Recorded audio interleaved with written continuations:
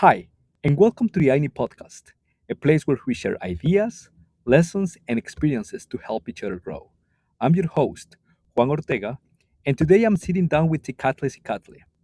Sekatle is a diplomat and public relations professional from the Kingdom of Lesotho, with over a decade of experience in bilateral diplomacy and strategic communication. He currently serves as Counselor for Europe and the Americas in Lesotho's Ministry of Foreign Affairs, a career that has taken him from the COP26 Climate Summit in Scotland to the halls of the United Nations in Geneva. Right now, he's a Fulbright Scholar at Oregon State University, studying water resource policy and management. But like every conversation on this podcast, today isn't really about titles. It's about the person behind them, what shaped him, what he believes, and what he is working to build. Hi, Sekatle. How are you doing? So good to have you here. Hey, Juan, nice to see you. Thanks for having me on. Well, it's been a couple of weeks since our Fulbright conference now, right?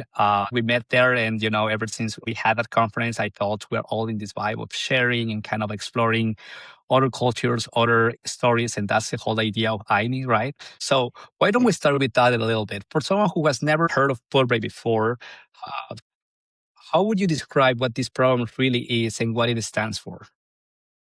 Yeah, for someone who hasn't heard about Fulbright, Fulbright is an American like educational bilateral cooperation with institution that allows foreign people from foreign countries to come into America and learn what their passion is or what they want to do in their countries. And it also allows Americans to go into the world and go and experience other things that are not indigenous here. And together, the whole point is to bring more global prosperity and more knowledge and peace. And so that's what Fulbright's about. And it's 80 years, so there's lots of alumni. Um, so much authentic research goes into what people actually want to do. And I think all in all, as you heard in Houston with NASA, it really does benefit the world for us to come together and learn from each other. Yeah, I mean, we were around 120 people from, I don't remember exactly how many countries, probably 60 countries, or even more. 90, That, oh 90. my God. So that is amazing. Fulbright, it's a big community. Everyone has their unique stories. We all share this purpose of sharing and kind of helping the community. So what made you decide to apply, and what was the process like? The challenges, the doubts, the waiting?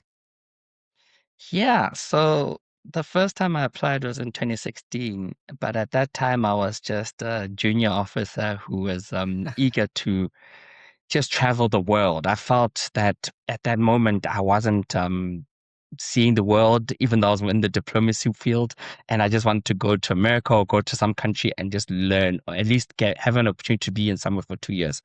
So, but the issue is, when I applied, the need to travel wasn't authentic enough. I wanted to do public policy, and I had no real eagerness of doing anything that was going to benefit my country or benefit America or vice versa. And so I failed. I didn't go to any level and I got dejected. But then years later, I decided, you know what? I am in a position where my country needs water diplomats or water policy people to connect with water technocrats. So I knew that America's got good water diplomacy programs. And so I applied, and that me being authentic about why I wanted to do it. It reminded me of when I did my undergrad, where I did an essay called The Next World Wars on Water, Not Oil. And my country, the Kingdom of Lesotho, is the water tower of Southern Africa, and we supply water to South Africa. We're about to supply water to Botswana. So it makes sense to have water policy and people coming to learn this and me bring it back home. So that maybe shone through better, that authenticity of wanting to benefit my country and learn from it, from American examples, was something that shone through in the process. The process isn't easy. You apply and you edit and you have to spend so much time. What helped me was I leveraged old Fulbrighters who are in America now and older to say what is the best way to achieve it. They looked over my papers. I really bothered them. And so that went through. So I bothered them a lot. And then the waiting period for me is the worst part. There's nothing that can prepare Oh, you. really? The, the Why? embassy tells you you're going to wait for 6 months, but it's so hard. Yeah.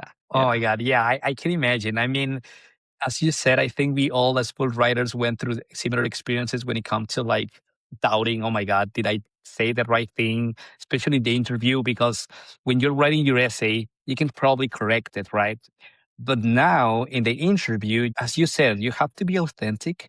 I don't think you should learn any script, but just mention what you care about. And so you said that being authentic is the most important part of the application. What do you mean by that? And what advice would you give to someone who is starting their journey right now? Yeah, being authentic is really knowing why you want to do this, why you want to travel from your country and learn. Um, let's put it like this. If you're in between learning about public health and also learning about some other science, and you're just like, I want to do it all, then you're not being authentic because you are divided. And when you come here, you only have 2 years to leverage and soak up as much as possible. So I think when you are passionate and you're authentic, it shines through even in an interview, because what I told you when we spoke is that all of the Fulbrighters at the Houston seminar all said there's one question out of the interview that they felt they completely messed up. And I Yeah, think they do that in a way to try and throw you off your game, but also it shows a vulnerability of being passionate. So if when you are stressed inside the interview, they realize, oh, this person really, really wants this. But if you go in there and you don't have any stress and you answer all questions without any problem, then they need to question, are you really going to do your most best in there? So I think it's built in that way. With 8 years of doing the Fulbright, they've got so much experience in knowing exactly how to attract authentic, passionate people that are going to do the best and who want to go back and serve the communities. Either you're from a country like Lesotho or you're from America going to another country. So, yeah. exactly. I believe that it's a combination of getting ready. I mean, sometimes if you're too nervous, that can play against you. You might forget some of the things you wanted to say. But if you are too relaxed and too like it's fine, they might see it as the person might not care enough. But I think the way you can prepare is by read as much as you can about the things you want to do. Probably read a professor's work or about the universities you're applying to, you want to go to. Probably you can see what work has been done and how would you like to contribute. And you have to know where exactly you can contribute, because one of the things, my personal experience was that I wanted to change education, like, for the best. That's amazing. But how are you going to do that? And where are you going to start? Mhm. Because education is a big field, such as, water diplomacy, I imagine. So by breaking it down to different steps, that might get it easier for you to communicate your idea. So Yeah. you came, so once you arrived into the US, how did the Fulbright experience challenge or change the way you think about your work? Yeah.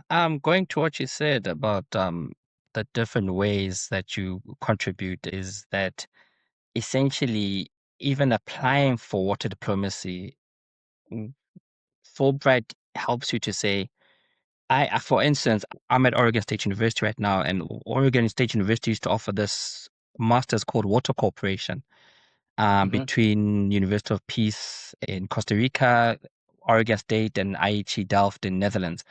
And I always wanted to do it. I always wanted to do it. Like, oh, I need to apply for this thing. It goes to 3 countries, and oh, this is amazing.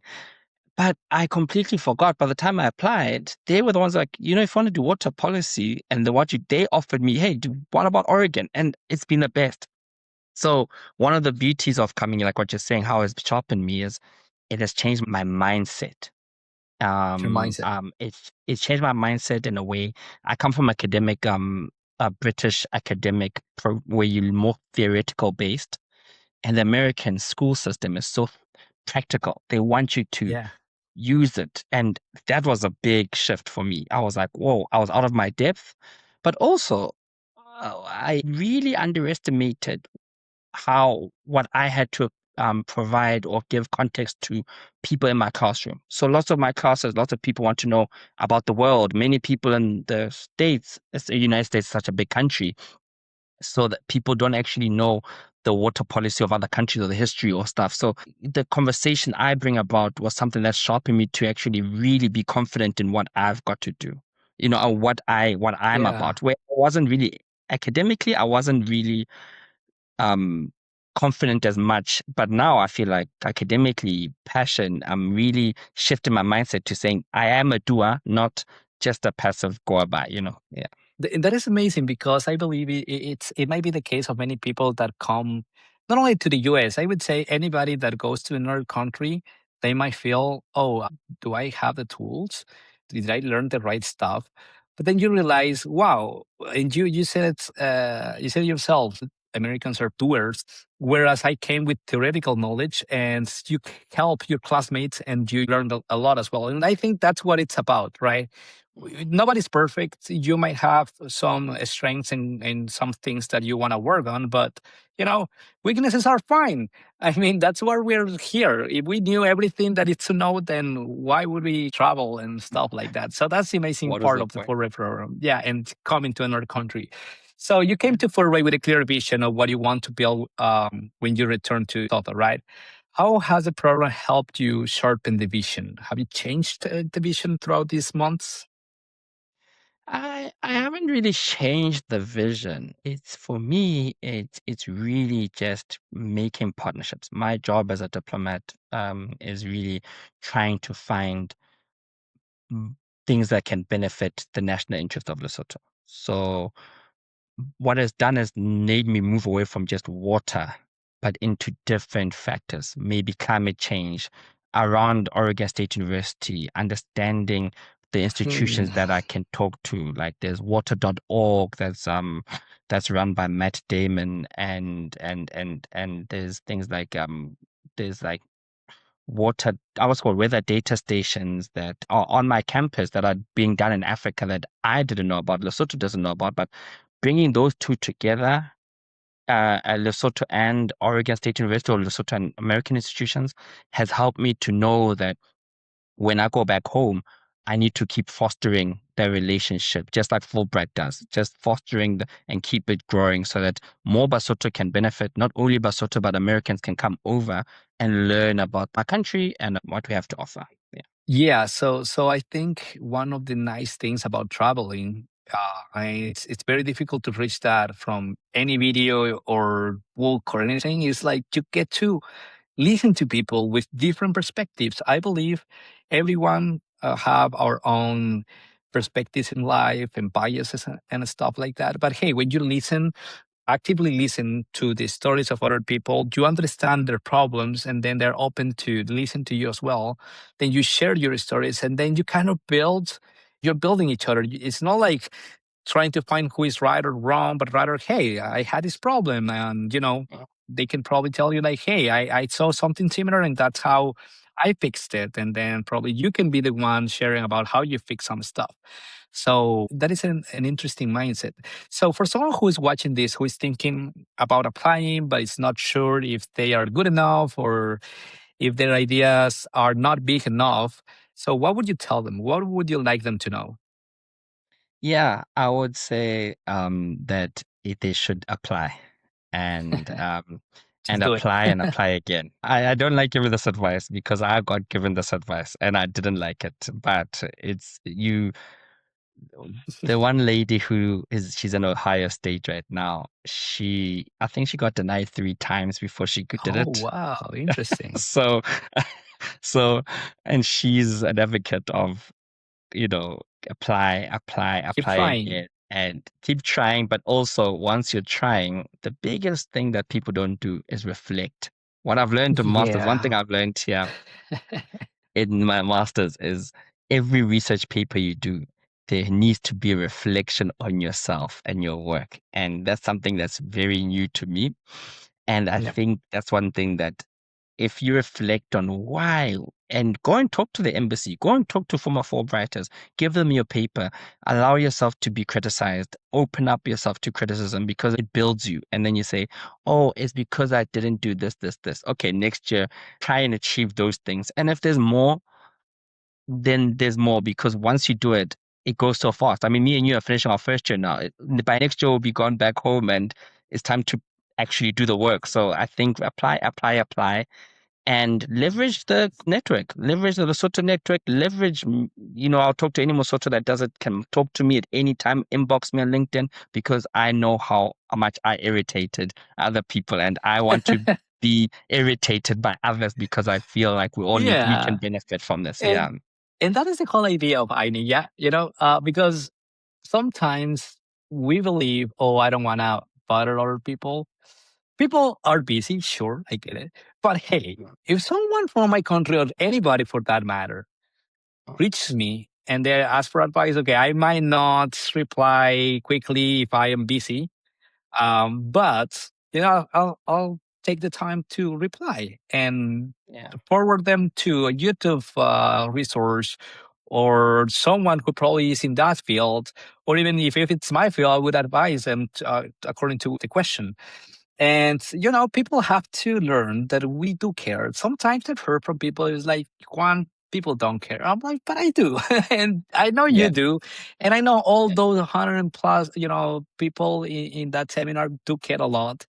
And it's amazing how sometimes an advice from somebody from probably from your country or from Africa might get inspired by your story.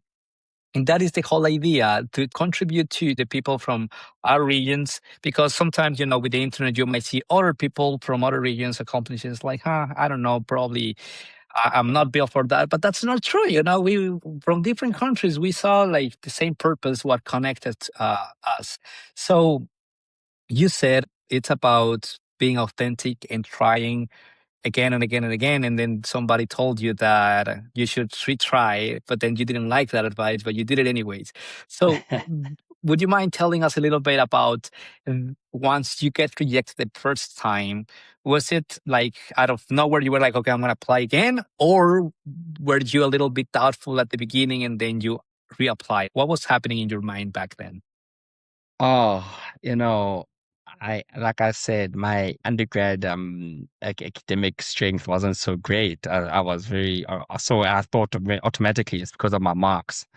Then second, no, it's because of this. I had so many excuses, and then it took me a few years to really be like, what, maybe I've benefited enough for me to have traveled and studied other programs. I've lived in Turkey. I studied Turkish language. I lived in Geneva. I did an advanced master's there, living in a French place. So once I did those, I realized, you know, America, at least they speak English, so at least I'll be able to understand what they're saying. But what I mean is, by the time I'd finished those ones, I said I want to be doing a full master's program, which is built towards my success.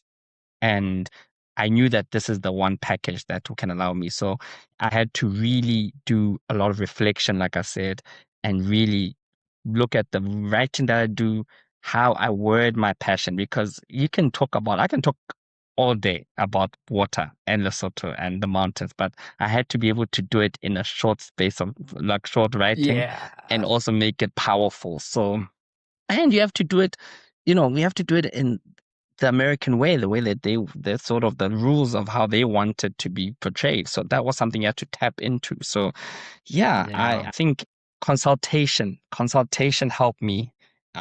Always talking to my friends and people who did it helped me to then be authentic. It was a painful process, but like I'm saying, the benefits outweigh. Now I'm about to go back next year and I'm better for it and stronger and more confident. That's a goal. That's a goal. Like, two things that you said, like, first of all, you have to be open to criticism, right? That's the way you grow, because we have our own biases. It's hard to tell ourselves, hey, we got to improve. Or sometimes we might be even too hard on ourselves. There are these two ends of the spectrum. But by kind of like asking other people that care about you to give you feedback, then you'll have to be the one narrow it down. And the other thing, second thing, is that basically knowing that other people, went through that, as the person you mentioned that applied 3 times, and you said, hey, but you got to reflect, right? I mean, if you quote unquote fail, uh, you have to sit down and ask yourself what happens, where can I improve, ask for feedback. Probably you can reflect on your application, write down the things that you can work on. And for the folks watching there, God, if you're using AI, just don't let them write your essay. It's just too generic, and I believe people can tell when it's written by AI. When I Yeah. wrote this statement that there was not AI, well, probably there was, but it was not as good as it is right now. But you can Mm. tell when something is written by AI, and trust me, Yeah. there are hundreds and hundreds of people applying for Fulbright scholarships every year. I can Mhm. imagine the person that is reviewing the applications reading generic AI phrases. I know it's hard, and I know it's tempting. Just don't do it. They can No. help, AI can help you with some brainstorming. It can help you probably ordering some ideas, but you have Yeah. to do the writing. I remember watching the white board. I would stare at it for like 20 minutes, like an hour. I remember I was watching Dead Poet Society to kind of have Oh some yeah. inspiration into education. And then Nice. after I'm like, what am I doing? I have to write something. And you know what? I started, so the paper can take it. Write anything that you'd like to share about in this world. Anything. Nobody's Yeah. judging. And then Yeah. after, the 1,000 words you wrote one day, you take just 10% of it. And then you start Yeah. building. So it takes time, it takes effort, it takes feedback. That's how you do it, folks. If you're wondering, should I use AI? You can use AI to help No. you, brainstorming. Don't make it Brainstorm. write a story for you, please. The So, dashes, they've got the dashes, it's got things that pop up. It's good for brainstorming, but yeah, you have to be yourself and you have to take, I guess one thing you have to take your time because maybe sometimes you're so fast to try and get to the deadline. Maybe that year is not your year because you haven't really written down the things you want to talk, but taking your time and making sure it's a good product is also a virtue we've lost. Patience. I suffer from yeah. it. I suffer from it. I want to do things quickly, but patience and building something naturally is something that we've lost and we need back. Yeah. We need back hard work. The mastery takes time. And as you said, it it becomes easier. Um, every time you do something, you learn more through failure than success. Because through Mhm. failure, you get the chance to like explore everything that worked and the things that didn't. Whereas if you succeed, very rarely you explore what happened. I was the other day exploring what did I do for me to get accepted into Fulbright, the good things and the things I could improve. Because Mhm. sometimes you can even get lucky. To be honest, let's say the person who was reviewing your application had a really nice dinner, or like the person was having a nice time, and then read your Yeah. application. Oh, it looks good. We're people. We're all having our Mm. biases, so Yeah. there are other things that we cannot control that might influence on that. But the things that Yeah. depends on us, how are we reflecting? So I really take that. I'm gonna highlight that as well. The power of reflection. I think Yeah. it's what you said, right? So, any advice for people from your country? Well, people in my country, I would say just like I said, first things first, you have to attempt it. You you can't succeed without attempting. People, lots of people inbox me um in LinkedIn, Instagram, everything. They say, I want a scholarship. And I'm like, okay, now I can tell them, what do you want to do? Why do you want a scholarship? Sometimes it's because they just want a break or they want to capacitate themselves. And I understand, but why? The reason why. Then once you do it, even if you just want the scholarship, even if you just want the scholarship, at least attempt it. But some people want you to write it for them and do it for them. And Oh, that's the difficult part where I'm like, no, you have to. I send them a link and I say, I can give you my time to reflect, to look over your paper. But sometimes they say, oh, I'll get back to you. And then they don't attempt. So attempt is number one. Second, once you've applied and you're not successful, first, second, third time, reflect. Personally, ask for advice, ask people for their advice about it. I know 3, 4 Fulbrighters that have been open to me, given me their time, looked over my papers, and have helped me through the process to reflect. And it takes a while. It took 4 or 5 years. for me to start applying again. So it's not like it's overnight, but I did reflect in the end. It could be closer for you, it could be sooner so that you can get it. And then once you've reflected, patience, the virtue of patience. Be patient with the process. Be patient with yourself because, like I said, in Houston, it felt like we were all mourning our lack of patience. We were all like, so, oh goodness, we made it. We still said, oh, we're still pinching ourselves. Like, we made it because we were not patient. We kept on thinking it's not going to happen, but it happens in its own natural time. So, yeah, I would say that, yeah. That's amazing. Actually, that's pretty nice advice for everybody, I think. Yeah. Yeah, like a nice summary. Okay. Well, we ran out of time, but I'm really, really thankful for all your wisdom and all your experience that you've shared today. And hey, Thank you very much. as I said, I'm gonna put you in the socials, so I might expect some people might reach, and the guys that reach and the girls that reach to Sekatle, please do the work and attempt. And Okay, enjoy it after it. Enjoy it afterwards. You Yeah. might be in another Fulbright conference. Who knows? Okay, Thanks. so thank you so much, Thank Sekatle, you so and much. until the next time. Bye bye. Have a good one. Thank you very much. Cheers.